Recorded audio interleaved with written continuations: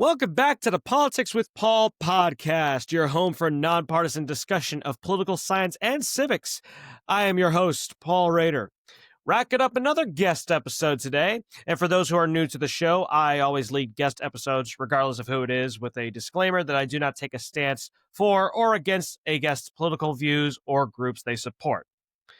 Although it sounds cliche, it is true that those who do not know history are condemned to repeat the mistakes of the past. But it's not just about the errors and faults of the past. We sometimes forget to look at the positives of history and how we can apply them to today, especially in the face of daunting challenges in politics.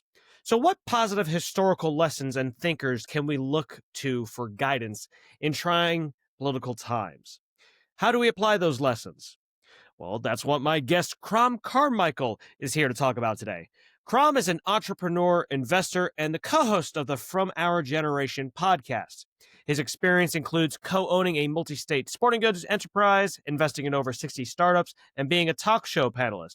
But more relevantly for this interview, he co founded Knowledge Products, which produces audio programs on some of the most influential thinkers in history, including the company's Giants of Political Thought series, GOPT.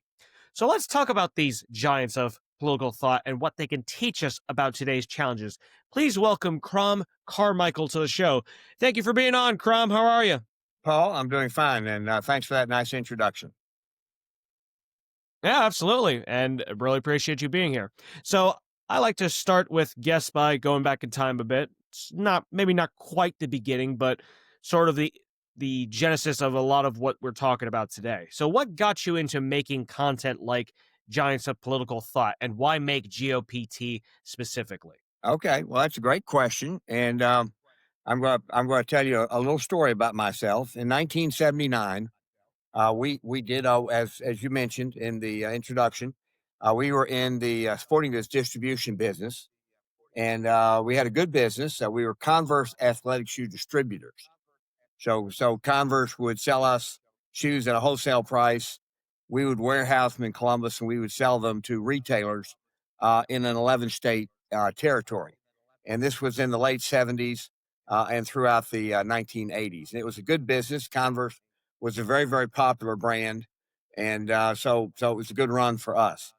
But in 1979, and I can look at you and I can tell you're too young to remember 1979. But in 1979, interest rates were 20%, and we were borrowing $4 million at the bank. And in 1979, $4 million would be the equivalent of about 12 to $14 million today, and we were paying 20% in interest. And but Converse would increase the price of their shoes every 90 days, 3 to 4%, which meant that the value of our inventory every 90 days went up 3 or 4%. The shoes that we had on order at the previous price went up in value even before we got them. And so the price increases that passed through our inventory more than covered the very high interest rates we were paying at the bank. But it still seemed like a very, very strange period to me, and I didn't think it was sustainable. I was 31, and I read a brochure about a conference in New Orleans called the International Conference on Monetary Reform. And I read about all these things I would learn if I attended that conference. And it was all about, here we are having this tumultuous economy, all these fears about hyperinflation and massive deflation and all these different things.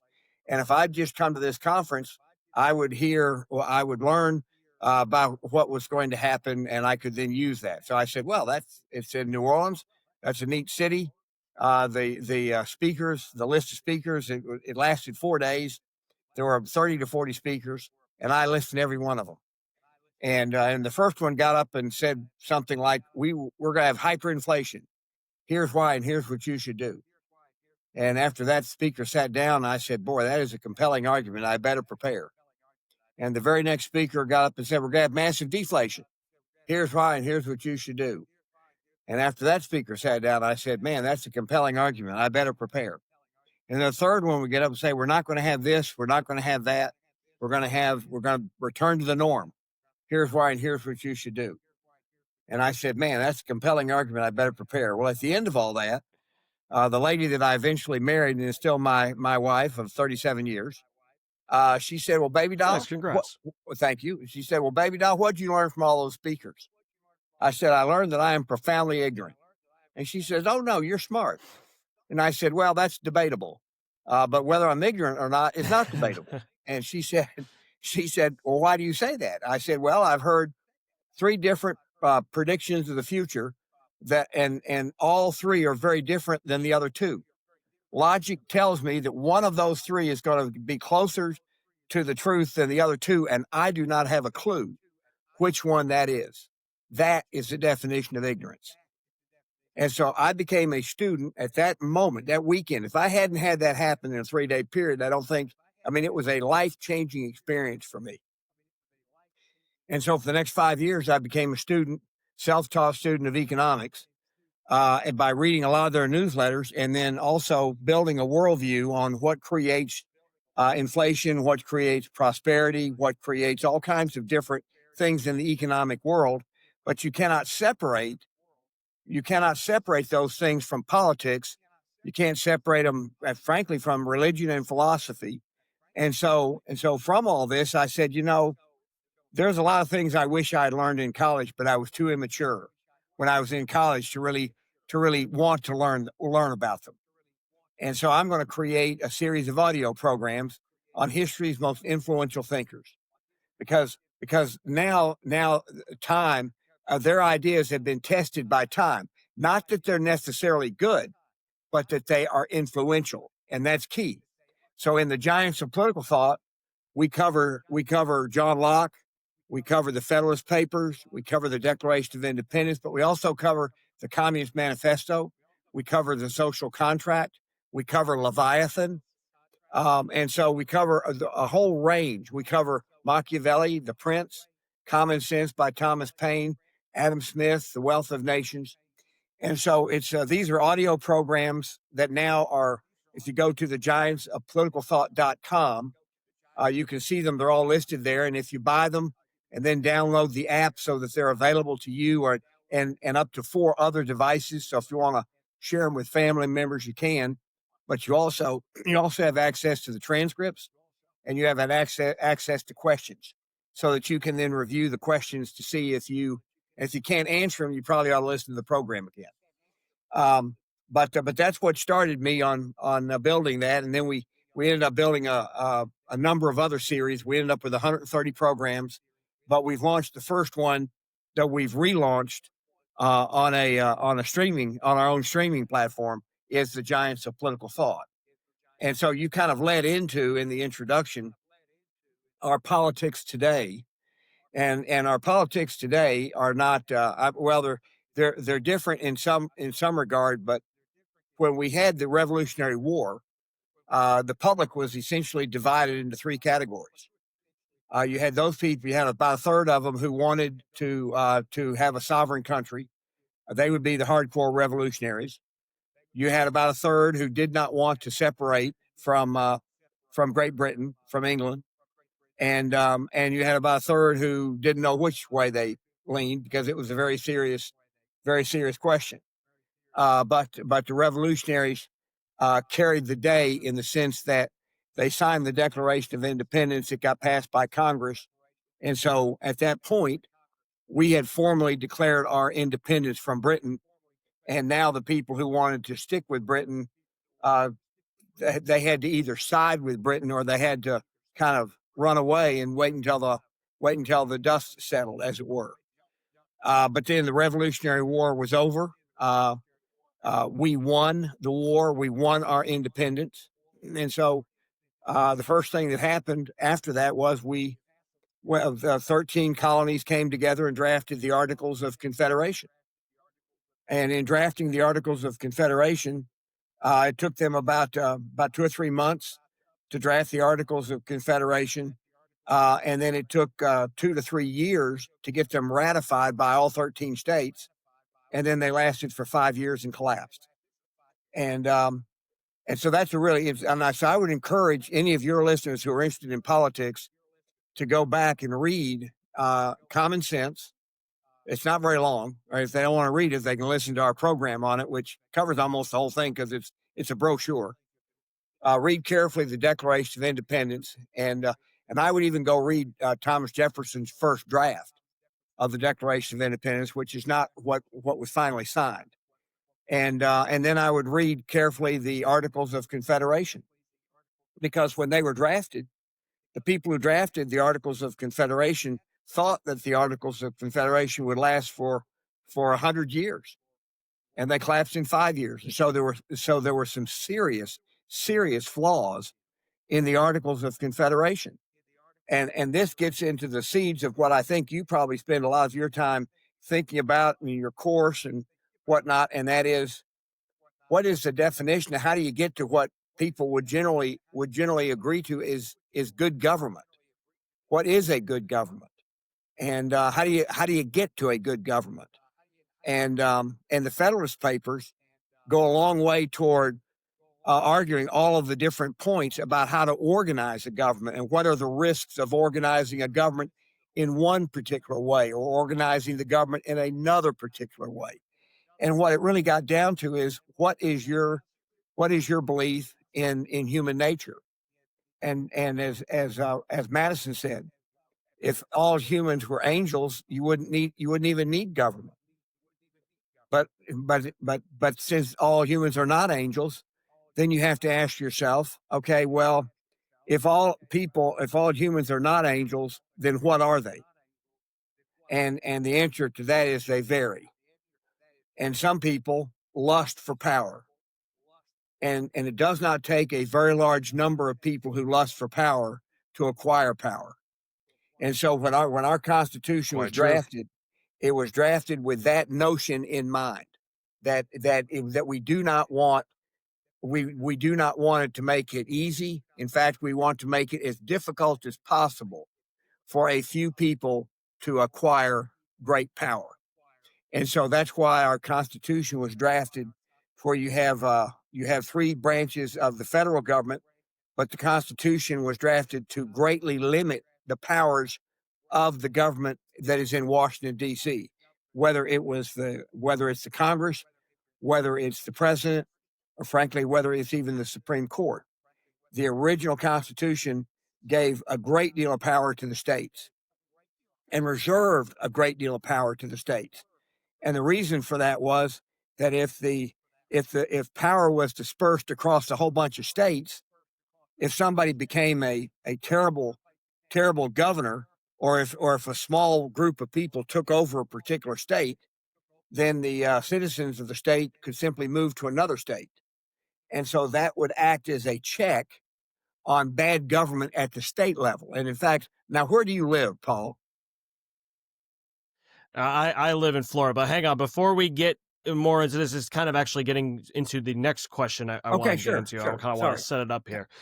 But no, you're good. You're good. But I mean, you do make obviously really great points. And even the Articles of Confederation, even though we've obviously it's been long since we've had those, when you look at the Articles of Confederation, you can see why the founders did that. It was a very weak central government. All the power was in the states, but it went a little bit too much that way. And then that's why you had the U.S. Constitution. And a lot of people who, despite the Articles' flaws, like Patrick Henry, still wanted to stick with the Articles of Confederation. It's really just a fascinating look. And Yeah. even though that debate has been long settled, it does really bring But up a lot of questions it, we should be it talking has about been long today. settled, but it's well worth discussing. I mean, and so your point is Exactly. your point is a great one. Yes. Yeah. And speaking of that, I think for much of the public, these historical figures, these debates that we're talking about, like the U.S. founding fathers or the thinkers that influenced the founding fathers, like a Montesquieu or a Rousseau, their thinking seems to be esoteric for a lot of people and hard to learn. Now, that's sometimes some of it may be just people just aren't interested in it. Some of it is the way we teach it. So, how do you make their philosophies accessible and approachable for regular people? I know you talked about how you have the CDs and the transcripts and everything, but how do you exactly break down what they believe for people to understand? Well, what we do, and I appreciate you asking the question the way that you did. What we did was we start with every thinker, every person, like John Locke, for example. He wrote two treatises of government, and so we start by describing the times that he lived in. And it's very important for each of these thinkers to understand the circumstances that existed when they wrote their the influential work that they wrote. Because at the time they were writing it, they had no idea that it would be as influential as it was. And so, for example, John Locke, when he wrote the second treatise of government, um, when he did that, he actually wrote that under a false name because he believed, and I think it was other people at that time who were of his political and intellectual ilk. They were arrested and tried, and generally they were hung uh, because of their arguments of the divine right of kings is a doctrine that is false, and that there is a direct in the case of John Locke, he argued there was a direct relationship between God and individuals, and when individuals are born, and his some of his language got into the Declaration of Independence that we are endowed by our Creator with certain unalienable rights, and among those are life, liberty, and in case of Locke, he said property. Well, the idea that God would grant people property rights was an anathema to the king because the king had all the rights, had all the rights, and didn't like it when somebody Yeah. said they didn't, especially if they invoked the name of God to take away the king's rights to control all the property and all the people, and usually did so in conjunction with the church. And so this threatened both the church and the government.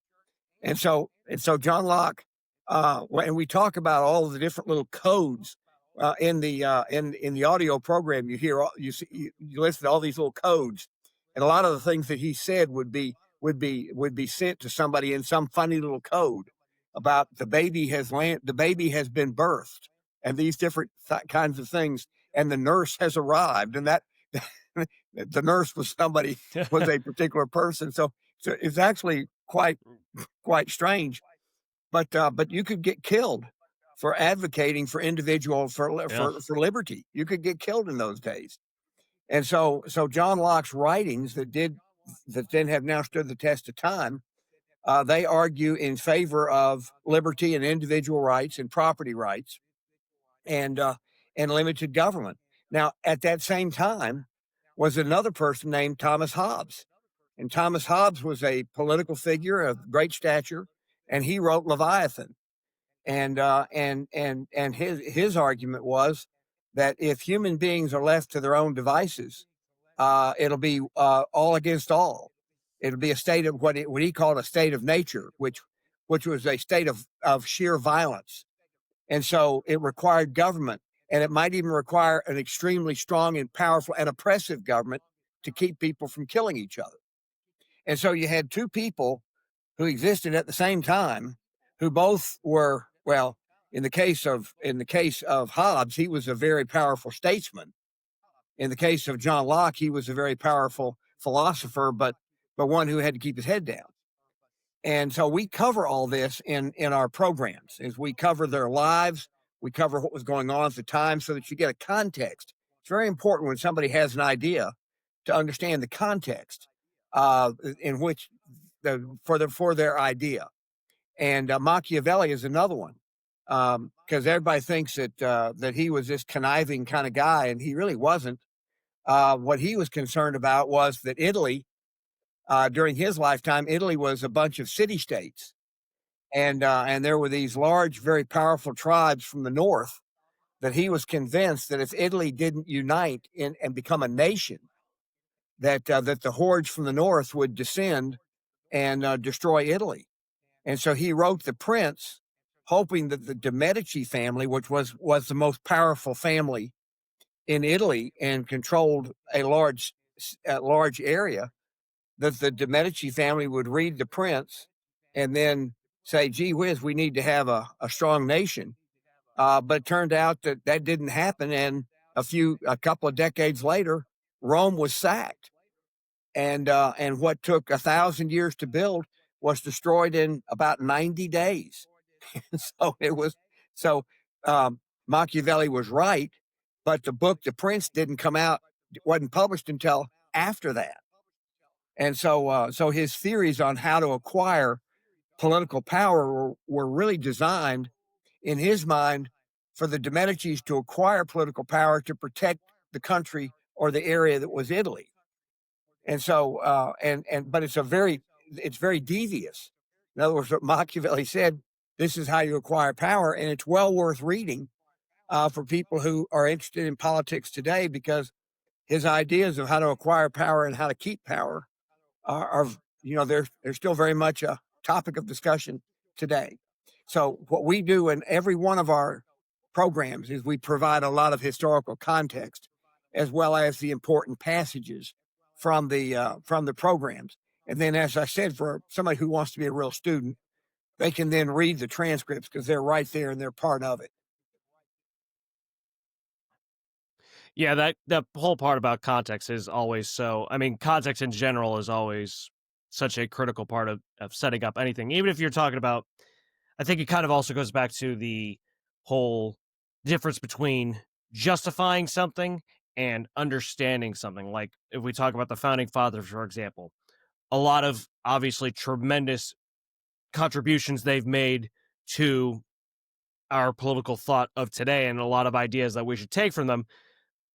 Sometimes, though, it is kind of counterintuitive or hypocritical to the fact that some of them were slave owners, for example. You're Sure. not justifying that, but you are also understanding why they thought the way they did. It was a very common thing at that time. But it's also the same thing with, you talked about Machiavelli, for example, and John Locke and Hobbes.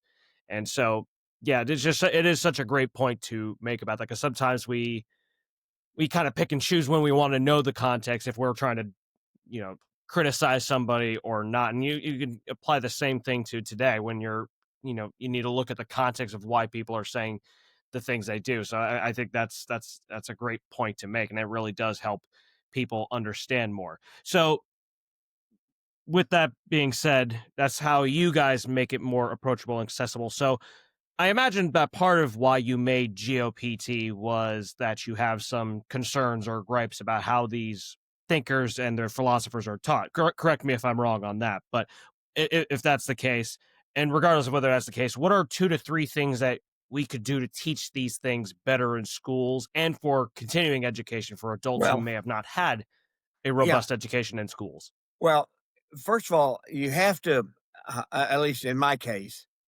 it wasn't until I literally had that weekend in New Orleans that I realized how ignorant I was. And when I say I was ignorant, that hit me like a thunderbolt. That I said, my gosh, I've just heard 3 different scenarios of the future, and I don't have a clue which one's right, and one of them is more right than the other 2. And that's and when you come to that conclusion so quickly, it's a scary moment. It really was. And then I started realizing that when I was in college, I'm sure there's many college students who don't waste their time in college, but I think there are also a lot of college students who decide that the liberal arts part of college is not necessary anymore, because a lot of people say, well, it's old timey. Most of them, some of them were wrote during the times of slavery, so therefore their ideas aren't valuable, aren't even worth knowing. And so I don't think that that our Constitution, I don't think that Federalist Papers, I think there are many things that are no longer even taught. And if they are taught, I'm not sure that they're taught in a way that that inspires people to understand how our constitutional republic, first of all, was designed to work, and it doesn't work the way it was designed to work. And that was well after slavery was over. The period of time for me, that when I look back and say, when did it change? It would be during Franklin Roosevelt, during the Depression, because most people think, because it's been told over and over again, that Franklin Roosevelt got us out of the Depression, and that's false. He didn't get us out of the Depression. World War II got us out of the Depression. He prolonged the Depression for 10 years. From 1932 to 1942, we stayed in a depression. And in fact, in 1930, 37 to 39, we had a serious relapse. And that's because his policies that he adopted in 1933, after he was elected in 32, he dramatically increased the size and power of the federal government, and he increased the top marginal tax rate from 25% to 94%. And the average person's taxes went from 10% to 40%. Well, I will promise you, no country in the history of the world has ever taxed its way to prosperity. And but Roosevelt wanted to create a jobs program, and he wanted to try at least to balance the budget. So the only way he could create a massive federal jobs program was to dramatically raise taxes. And after 6 years of that, we went back into another depression. It was the depression of 37 through 39, and then World War II is what did two things. One is we borrowed a great deal of money to build out, to take our industrial base and turn it into a war making machine. And then the Second World War destroyed Germany, destroyed Britain, destroyed Japan. So all of the manufacturing facilities, essentially in the world, except in the United States, were destroyed by the war. And so, if anybody wanted capital goods to rebuild their factories, they had to buy the capital goods from the U.S., which right after the war it exploded. But the other thing, and this, I don't want to get too far off topic, so you can rein me in here. The one thing that Roosevelt did that affects us today is that toward the end of his life, before the war was completely over, he had put in wage and price controls, and business people went to Roosevelt and said, "Mr. President, if you want to keep price controls on, that's okay, but we're making very nice profits, and we'd like to give our employees a pay raise. Will you take off wage controls?" And Roosevelt said, "No, the wage controls will remain, but I will allow you to pay for their health care, and I will let you deduct it." And that was the birth of the third party payment system. And the third party payment system has now grown to be a $5 trillion a year system that has all kinds of special interests who want to maintain that system. And we spend $15,000 per person now on healthcare per year. So for a family of four, that means we're spending an average of $60,000. Well, where's that money going? It's going to the third party payment system, not the providers. 60% of the cost of that 5 trillion, 60% is the payment system. It's the insurance companies. It's the price fixers. It's the drug. It's not the pharmaceutical companies per se. It's the benefits managers, the pharmacy benefits managers, the PBMs, and that's to be a whole other topic. But our healthcare system, as it is today, started with a mandate from Roosevelt that he would keep his wage controls, but he let companies pay for insurance and deduct it. And it's because, see, a company cannot buy your homeowner's insurance and deduct it, so they don't. Your company can't buy your car insurance and deduct it unless it's a company-owned car, which are rare compared to the non-company owned cars. And so consequently, we pay for almost everything with our cars except we don't we insure a wreck, but we pay for gasoline, we pay for tires, we pay for mufflers, transmissions, we even pay for the car with no insurance. We only insure a wreck. Homeowners insurance. If we need a plumber, we pay for the plumber. If we need an electrician, we pay for the electrician. If our washer or dryer needs to be replaced, we have to buy those. Your homeowner's insurance doesn't cover that. So consequently, all the prices of those goods and services have remained very competitive without a great deal of inflation over the past 50 years. Health insurance is a whole nother thing. Prices and inflation have taken over because nobody knows what the price is. And the only people who control the price are the insurance companies. and they're now so huge that they're so politically powerful that it's very, very hard to even have the discussion. So I'm going to have. Yeah, and I think that that really. Oh, sorry. Go ahead. I was going to say, so now that I've had the discussion, I have to go run and hide. Yeah. Uh, I know some people would have. I mean, FDR is kind of like Reagan, where a lot of people have. It could be a very I thought he was. maybe not controversial figure, but polarizing figure. Yeah, well, And but but he was a so go great ahead. wartime. He was a great wartime president. That is one thing that people, regardless of their political persuasion, he was a great wartime president.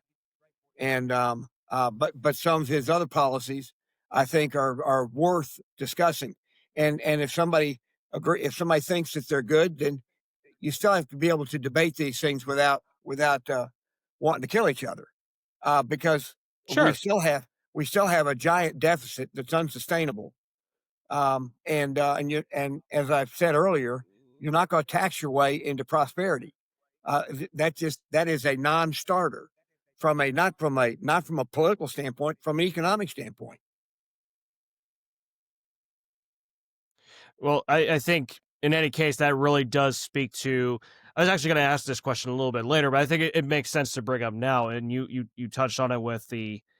It really does go to show how much this stuff that's 100, 150, 200, 250, 300 years old is still just as relevant today, just because of the reverberation effects that we've seen through history, whether it's FDR or the founding fathers or whoever influenced the founding fathers.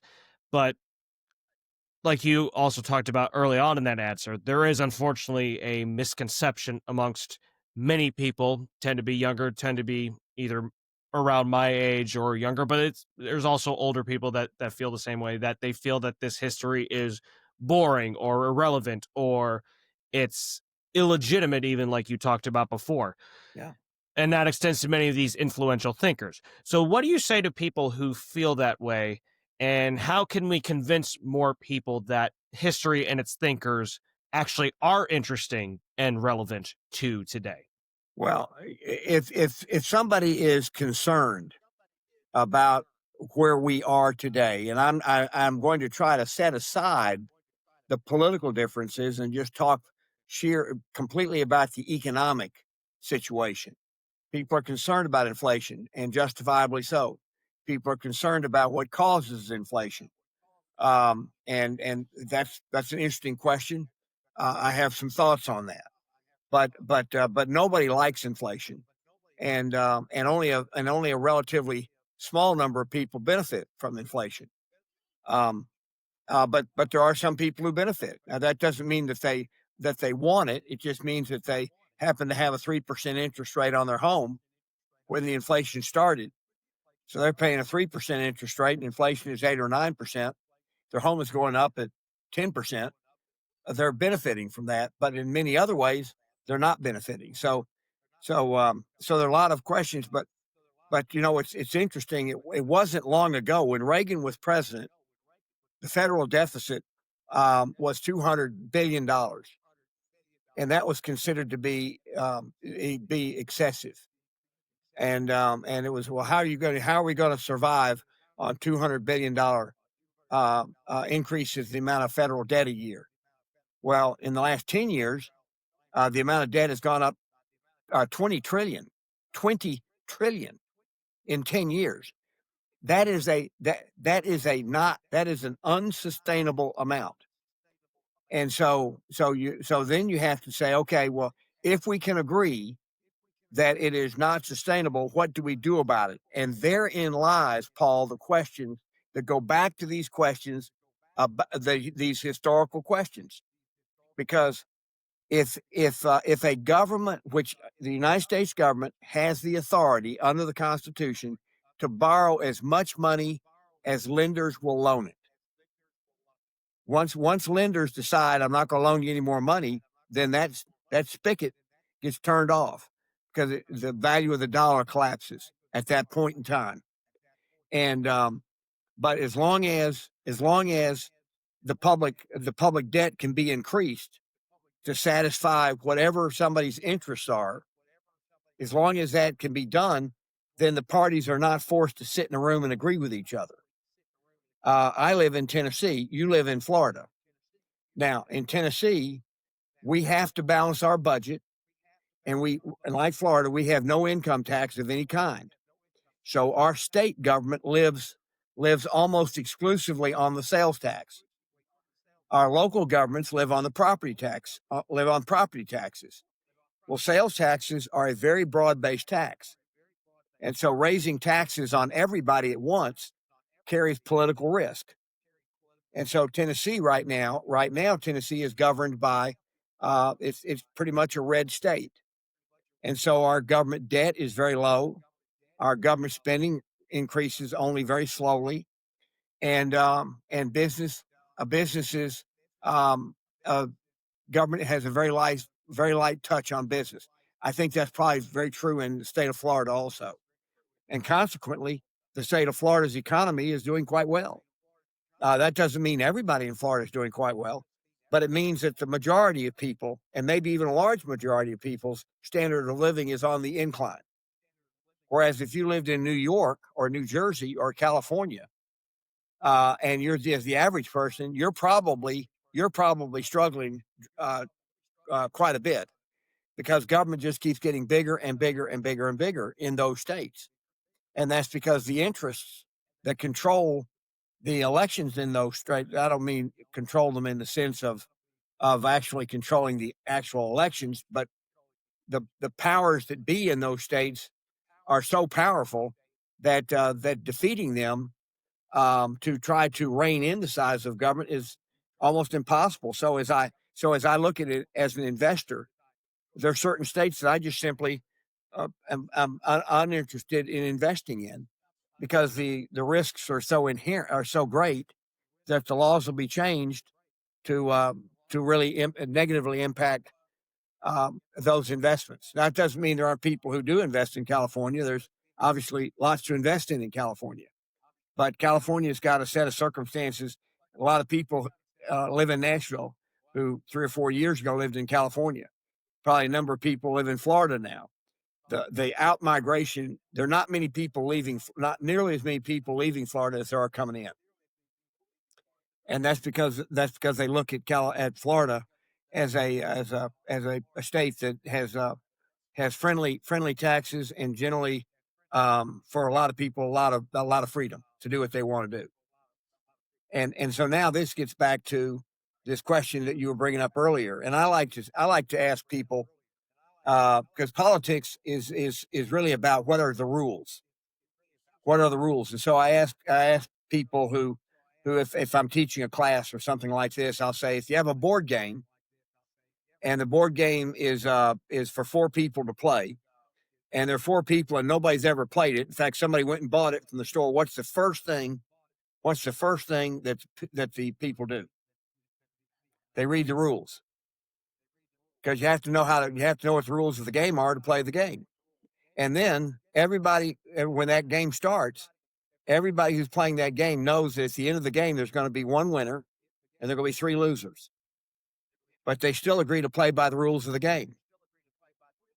But what happens if they say no, we want it to be so if 3 people ever want to change the rules of the game while the game's in progress, 3 people will have the right to change the rules of the game. Well, then there'll never be a winner. Because if somebody's getting close to winning, the other 3 people will change the rules. And then why play the game? It'd be like having a football game where you don't keep score. And so how many people would want to watch that? How many people would want to play that game? And so here's the key point here. In order to have a contest that's a really good, worthy contest, everybody has to be playing under the same rules. And that's the big difference today to me in looking at politics. I'm 77 years old. I've never seen such a big difference in the way in how people see the role of government in their lives and what they think the proper amount of power that government ought to have. And everybody says, Nobody's above the law. Well, we now know that some people who think that some people aren't above the law now thinks that other people are above the law. So it goes back and forth. But the if I had to pick one book, by the way, because you at one point you asked if I had to pick one book of an kind of a relatively unknown person that I would encourage people to read, it would be The Law by Frederick Bastiat. There's two great things about it. One is it's very thin. It's only about 60, maybe 60 or 70 pages. But every page is just chock full of great thinking. So it's not a book that you're going to sit down and read in an hour. If you do, you won't understand it. But Bastiat talked about what is the law, and how should we think about the law? And this gets back to our Constitution. Our Constitution was designed recognizing that there's always a tendency for a relatively small group of people to want to attain power, not by producing a great product and selling it to as many people as possible, but by using politics to feather their own nest. And so our Constitution was designed to separate powers to make that more difficult. And we're now to the point where the federal government is much more powerful. When John Kennedy became president, which I was 12 years old when he became president, total federal spending was $100 billion, and most of that was on defense. So spending on non-defense might have been $50 billion. Well, now it's more than $5 trillion. It's a number that humans, I mean, we just can't even think about those numbers. But and so that if I would encourage people to do anything, is the classics are great.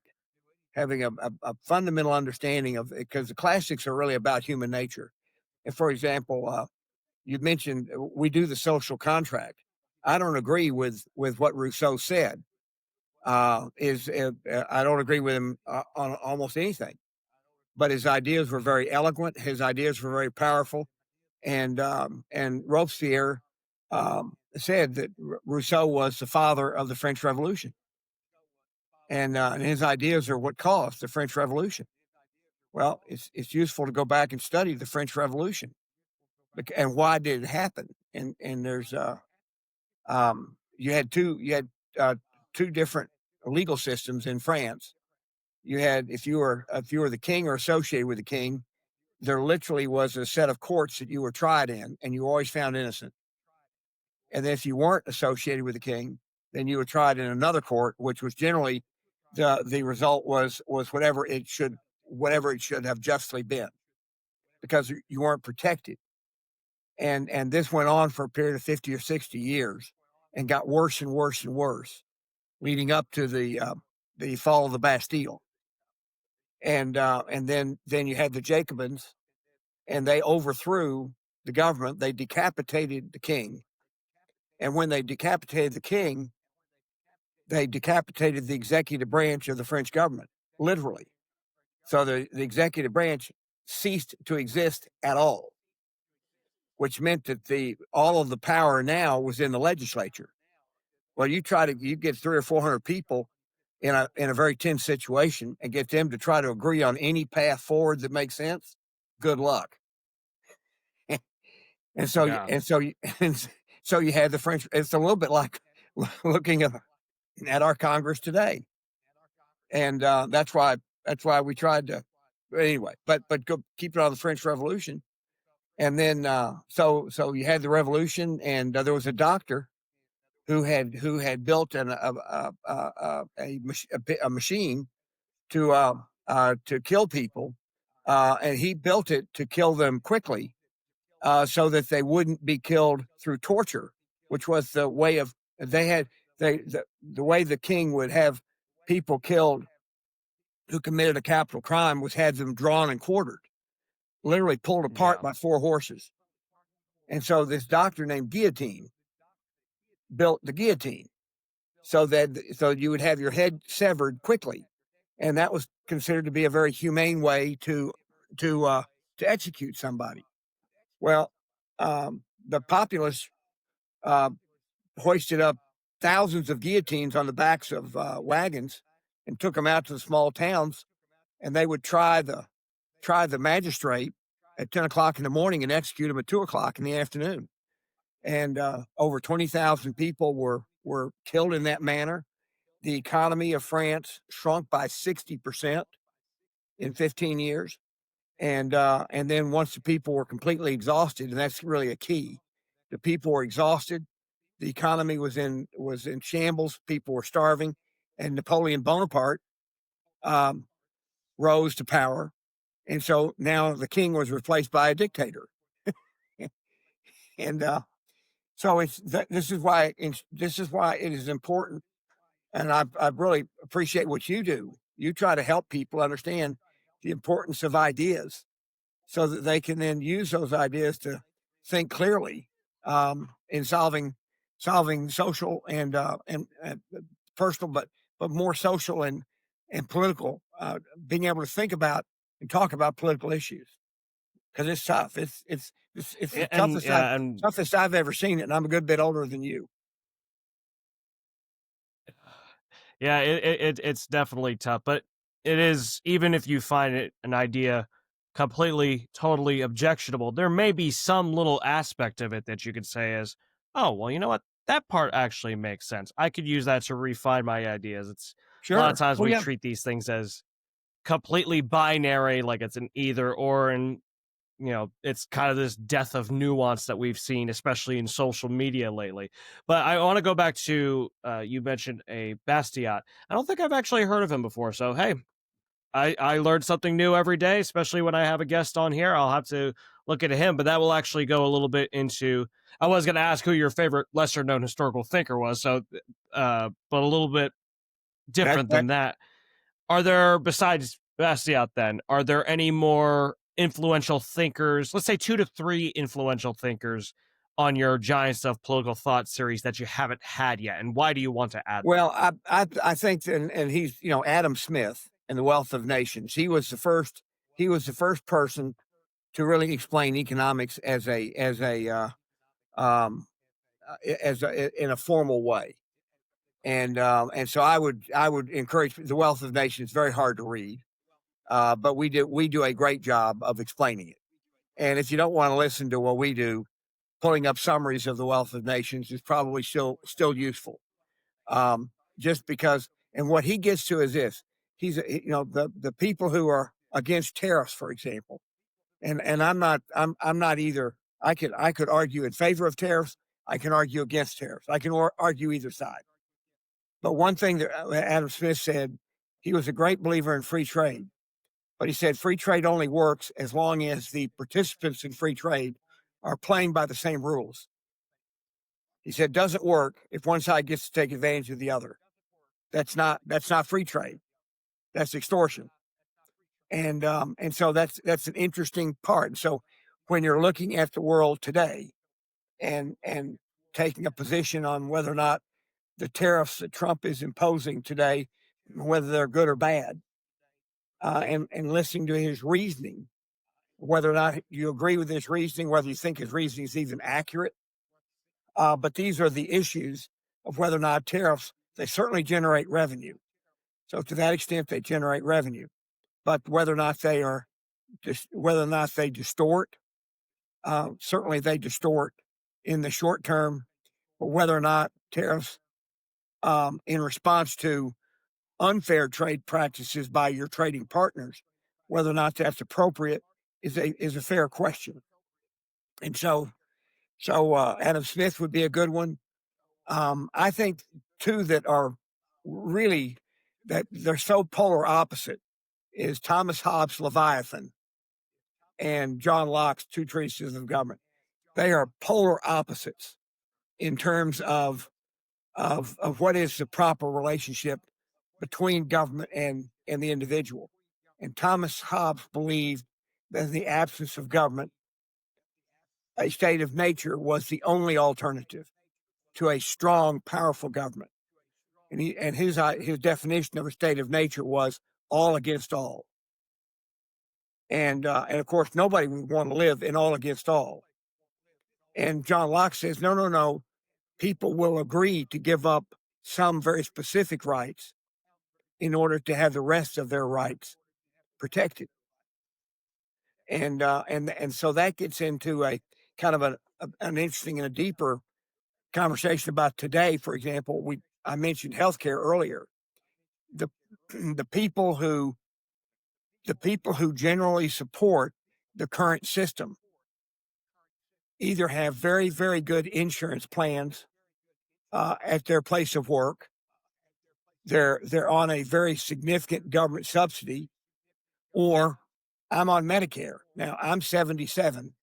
I have no choice, so I'm on Medicare, and people who are on Medicare do not want the Medicare rules changed in any way that harms them. Now, I can come up with, as a person who believes that there's great savings to be had in the healthcare system. Here's a question, Paul: if Medicare reimbursed my doctor for a doctor visit, reimbursed my doctor $120, and that doctor made a $40 profit, let's say, on that he had $80 of expenses and made 40. If I devised a way to reduce that doctor's costs from $80 to $40, and then reduced the reimbursement from $120 to $80, so the doctor still made 40.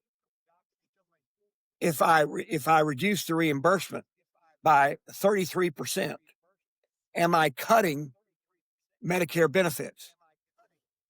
And some politicians would argue that I would be cutting benefits by finding something that's more efficient in delivering the exact same service. So that's the political problem, is that nobody wants to try to find an efficient way. I have just a tiny bit personal, but no big deal. I recently had 3 very small melanomas found on my skin. The doctor who took them off would only take off one at a time. I don't know why, but I'm guessing because if he took off 3 at a time, 3 all in one visit, he'd get paid for one visit. But making me come back 3 times, he got paid 3 times. That's what my guess is. So there are maybe there's some sort of stipulation that he had to follow that said like he can only take one at a time. Yeah, I don't know. But there's a whole lot of hoops to jump through. You never know what exactly is stopping them from what exactly they want to do and what is something they think is right. And that's because the decision is not made between the doctor and me. The decision is made between the doctor and Medicare. And so therein lies the rub on how to try to take a $5 trillion. We spend more money on healthcare now than anything else by far. And so if we're going to rein in the federal budget of the deficits, we have to find more efficient ways of delivering the same level of service. I don't want to lower service, but our system is inherently costly, and that doesn't mean the doctor's costs are high. It means that the system makes the doctor's costs very high, and then the insurance companies are on the other side, and they have all these people that they have to pay, and so that would be an interesting topic sometime if you wanted to really delve into just one topic that's a huge one. And where I think that's the one place where neither Republicans nor Democrats will seem. This government shutdown apparently is over Obamacare subsidies. Well, we just finished the fiscal year. Federal deficit was $1.8 trillion, just like it was the prior year. And according to the news reports that I see, is that the Democrats want Republicans to agree to $1.5 trillion more spending on various people on Obamacare. Where is that money going to come from? It'll just get added to the debt. And what I said earlier was we'll keep borrowing money until people will not lend it. And that's when things, it's kind of like somebody can go broke slowly, but then when they finally do go broke, life changes quickly. And just like in France, and just like in the glorious revolution in England 100 years before the French Revolution. So collapses are worth studying. Our depression, most people do not know what caused the depression. Most people say it was the Smoot-Hawley tariffs. They might have had something to do with it. But the biggest part of it was people were trading on margin accounts of 90%. And the stock market had exploded for about 6 or 7 years. And then when the stock market dropped and people were trading on these huge margins, and all of a sudden margin calls happened, then the stock market, that's what caused the actual crash of the stock market. The Smoot-Hawley tariffs might have started the first 10%, but the rest of it was because of the amount of margin that people could have and the amount of risk people were taking. Because it's like any of these manias, the tulip bulb mania and all these different things, they burst. The housing market burst in 2008 and 2009. The commercial real estate market burst in 87 through 90. So these are all interesting periods, but they were all every one of these bubbles were precipitated by bad public policy. And so that's why studying politics is so important, is understanding the effect of public policy. And it's not instant. There's always a lag. Well, the point about the Depression, the Great Depression, I remember back in AP U.S. History, so that was the 2010 to 2011 school year for me. I do remember specifically our teacher. He had a not a flow chart. Trying to think of the exact name for it, but he had the Great Depression, and he had bubbles out to show like all the causes of the Great Depression. There was that the tariffs were brought up. Obviously, the stock market crash. A lot of people say just look at the stock market crash, but there's also overproduction of crops.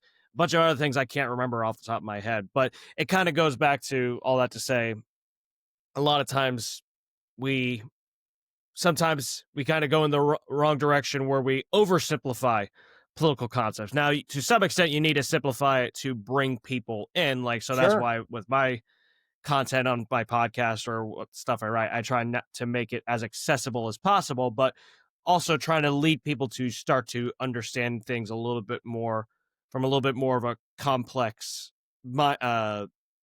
more complex look at things. And I think sometimes we try to, and partially people have an incentive to oversimplify things. Like if it's their candidate, everything they do is great, there's nothing else to it. That's Or what if it's somebody they don't like, they're a terrible candidate, there's nothing to it, there's no real nuance. And so we can all fall into that trap sure, every so often. absolutely. But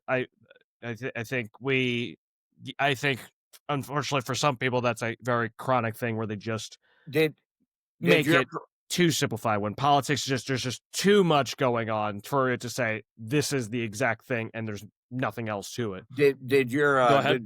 did your teacher, your professor on the Great Depression, by the way, he covered a lot of good topics, was one of the things that he said that caused the Depression, especially to cause it to last, was when Roosevelt came into office, he raised the top marginal tax rate immediately from 25% to 68%. I can't remember if that was brought up.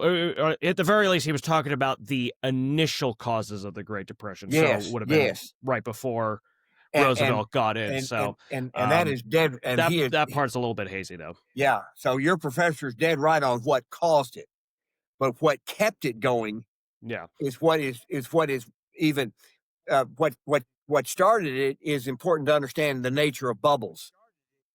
But what caused it to remain for 10 years was the public policy of the Roosevelt administration, because he got everything he wanted economically. and it lasted. And I don't say, I don't have a dog in that fight because I wasn't around then. But anyone who thinks that you can tax your way into prosperity, I encourage them to go back and say, well, then why didn't Roosevelt create great prosperity in the 1930s? Because he sure increased taxes on everybody, not just the wealthy. The wealthy went from 25% to 94%, but the average person went from 7% to 40%. And that's a big increase. Well, I can't say whether I agree or disagree purely because my disclaimer at the top of the episode. So I try not to put forth specific opinions on people, but I do try to give my guests some room to be able to say their piece as well. But it is something to really think about. Is it for some people that they the idea is that Roosevelt brought us out of the Great Depression? Well, some people say he didn't bring us out of the Great Depression.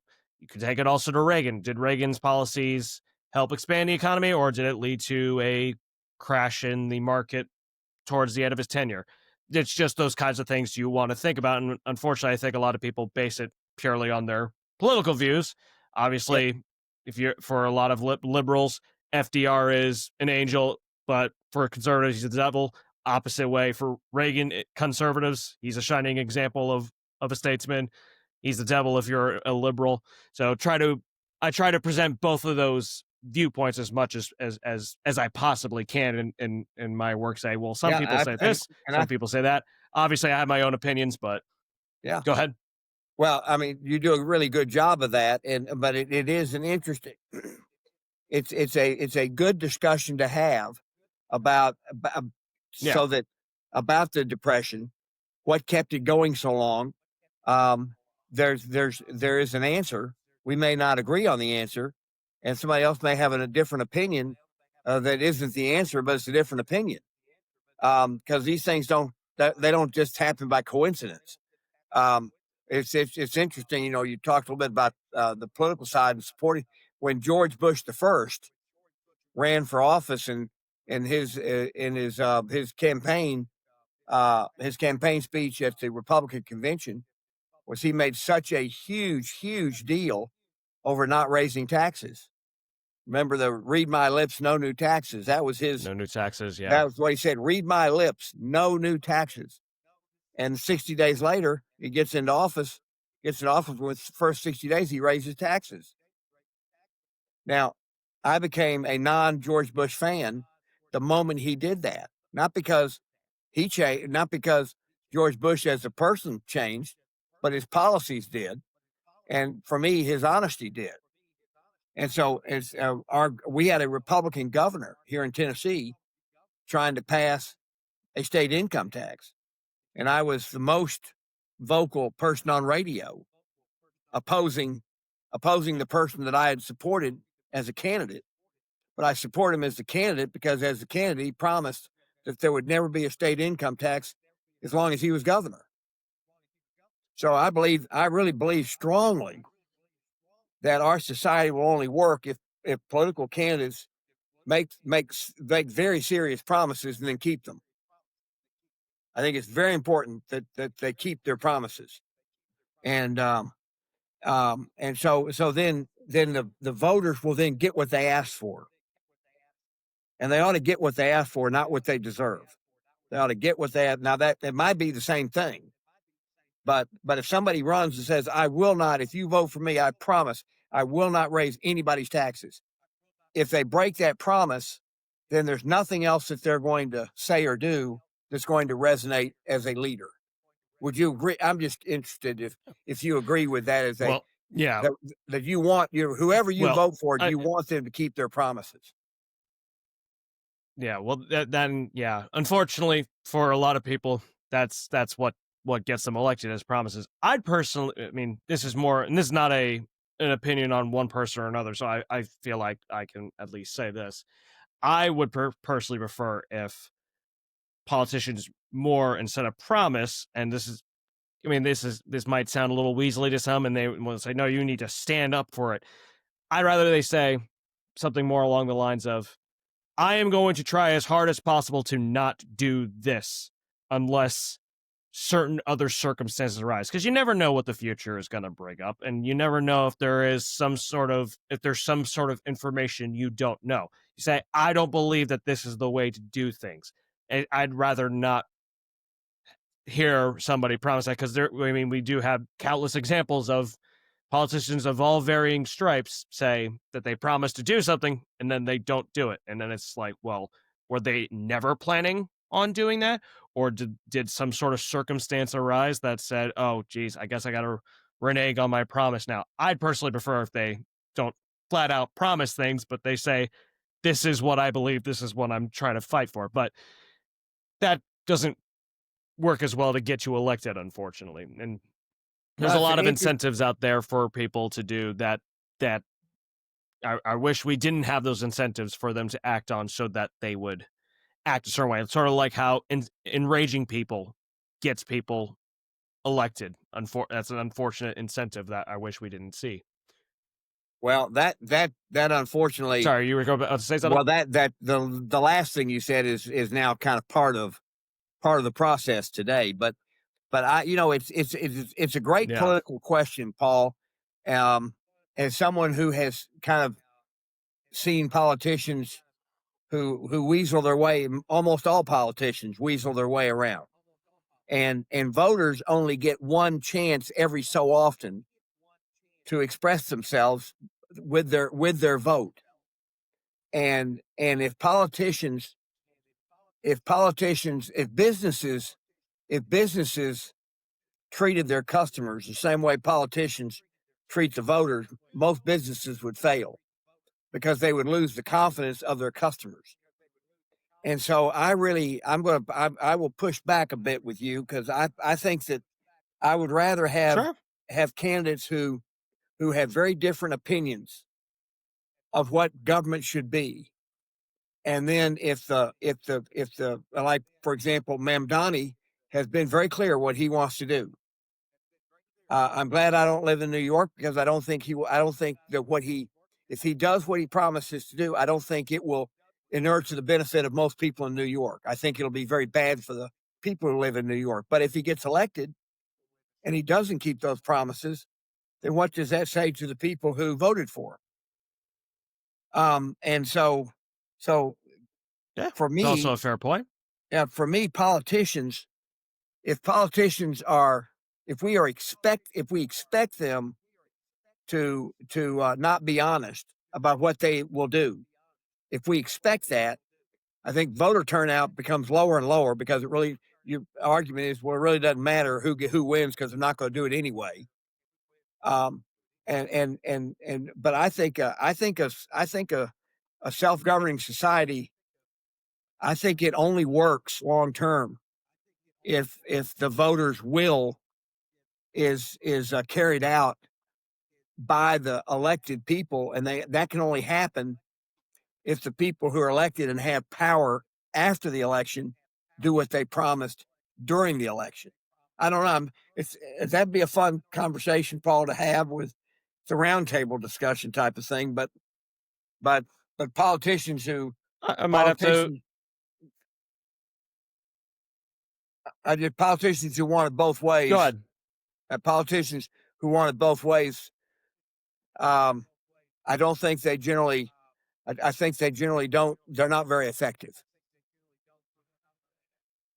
Sure. Well, it's more, I think it's not that I'm not saying that they shouldn't promise anything. I'm more about the fact that unless you're absolutely certain that you're going to do something, and maybe they really were certain that they were going to do something up until they got into office, I'd rather them just not say promise, but they say, this is what I believe. This is what I'm going to fight for. But you know what? That's a whole other can of worms, Yeah. and that's a good point, and it's something to think about. I might have to write something on that. Think about it a little bit more. But there can be a way where people talk about not promise anything, and then they're still trying to be weasels about it just because they don't want to commit to anything. Now you can't just not commit to anything as a candidate. Not asking for that, but I think I would like to see a little less outright promise just because of that a potential breaking the promise. But but again, it is something to think about some more. Yeah. But we are running a little low on time, so I want Okay. to hit the last couple of questions. So, Sure. and this not for any not necessarily for any particular issue like healthcare, for example, or guns or anything like that. What are give me like one or two figures and their philosophies that you think are particularly relevant today in the face of this toxic polarization we see. Well, gosh, that's an interesting question, because the thinkers that we cover in the Giants of Political Thought, like for example, the Communist Manifesto, uh, Karl Marx makes it very clear what he thinks, what government ought to Yeah. do. He makes it very clear. And so he's not somebody who you would go read to say, let's try to get people to come together. And most of the most influential thinkers took very strong stands, one way or the other. I mean, when I listen to or read our program on Leviathan, Thomas Hobbes was a statesman who I don't disagree with, but I believe his heart was in the right place. I do believe that he genuinely thought that if you didn't have a strong, powerful government that controlled the population, I genuinely believe that he thought that it would be all against all and a state of nature, which would not end well. And I don't think that's true, but it's a school of thought that ought to be studied and debated. And so so if you then decide it shouldn't be an all powerful oppressive government because humans aren't that bad. Okay, well then if they aren't that bad, then what should the government what should it be? Because there are a lot of people who say, well, I don't like our constitution. And I say, well, okay, what would you replace it with? And then when they start saying what they replace it with, then I will then say, well, if you replace it with that, are you willing to have a government that then can control you the way that you would like the government to control your opponent? Well, their answer is no. I said, well, then what keeps the government from becoming the one that you don't like? The one that you do like today, you're at least free to express your differences. As you have one where people who have the wrong opinion are not allowed to express it because it's wrong. And what happens when the other side gets power and imposes the exact same rule on you? And therein lies the rub of what is, circling back to the beginning of our conversation, what is good government? Yeah. I think yeah, it's okay. I think it's okay to take strong stances for what you believe in. When I've talked about it before, and other stuff I've had and written and talked about is there are several different kinds of polarization, and the partisan and the ideological and the issue polarization, those can bring their own problems, but those aren't inherent, those aren't a problem by themselves as long as you can still talk to people. It's this what we call affective polarization, where when you actually hate somebody simply because they have a different opinion. And I think that's kind of more what I was going on. But like you talked about with people like Thomas Jefferson and John Locke actually being able to voice these opinions. Maybe none of these philosophers. Well, I guess actually you could talk about James Madison, for example, in the Federalist Papers, talking about, Sure. Oh, well, yes. he didn't actually use the word, but pluralism, talks about pluralism and how no particular faction will become strong enough to supplant the others. Now, Well, some people will disagree his that rule that's of the case factions, today, but that's a whole other can of worms. no, but Yeah. So his I rule guess of I'm kind of going to factions, that. yeah, his rule of factions was a very important, that was very important to his foundation of how he thought about government. I will promise you, Paul, that if you read Frederick Bastiat's The Law, um, it will kind of inform this part of the conversation. because Okay. he was not a politician. So he didn't have an axe to grind. I think you'll find that work. Okay. I think you'll find it fascinating and just it's very Okay. deep. And then I've read it 3 or 4 times. So if you read it and want to have a discussion on that, it would be a very good discussion for an hour. Okay. I'll Yeah. I'll have to look into that when I get the chance. Frederick Bastiat. Okay. I'll I'll have to remind myself of that. Maybe I'll remind myself when I'm editing this episode and I see the name. It's like, oh yes, I gotta look him up.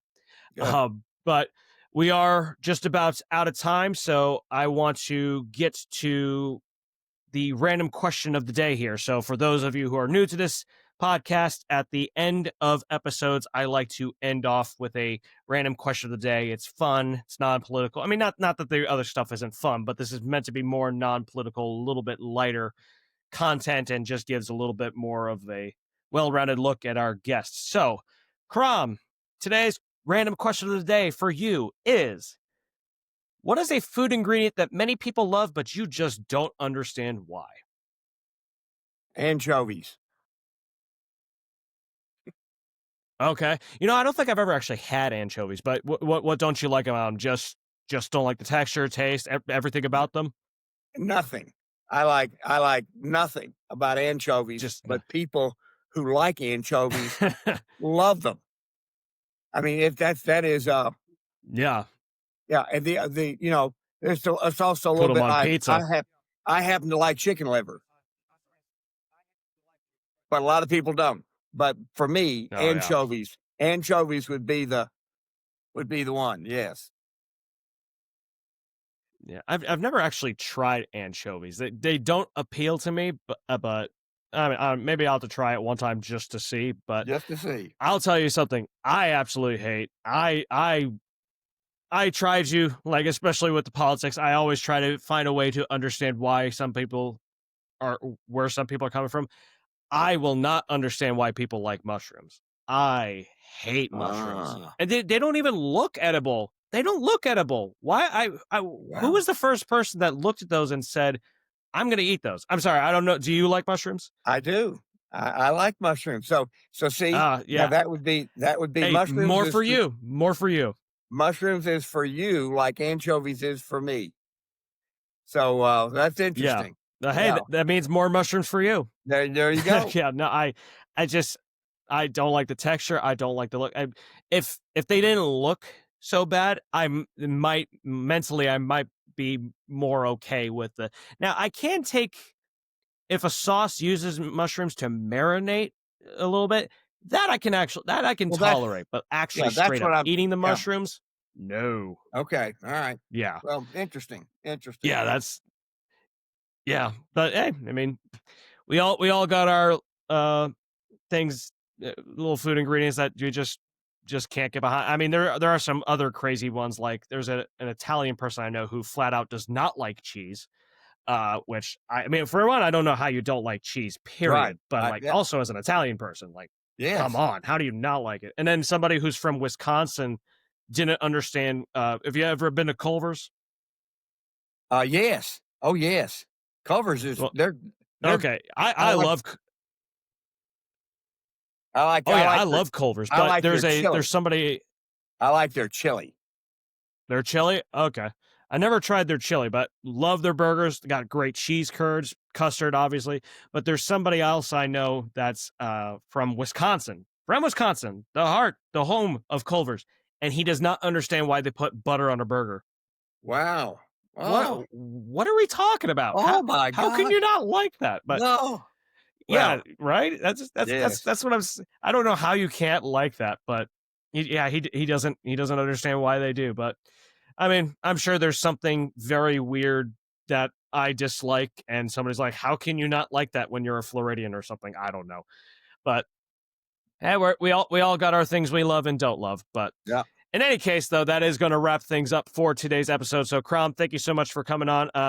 Any other links you want to share? I'm going to share, of course, the Giants of Political Thought, your From Our Generation Just, podcast, your website, both anything else? both of those would be fabulous. Giantsofpoliticalthought.com and from our generation would be great. Thank you so much, Paul. And I've had a great time today. Thank you.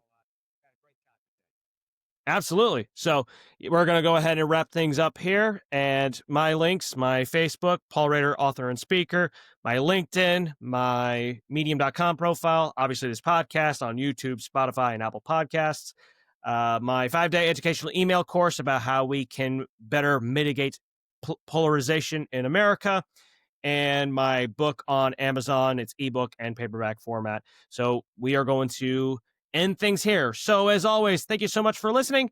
And until next time, take care.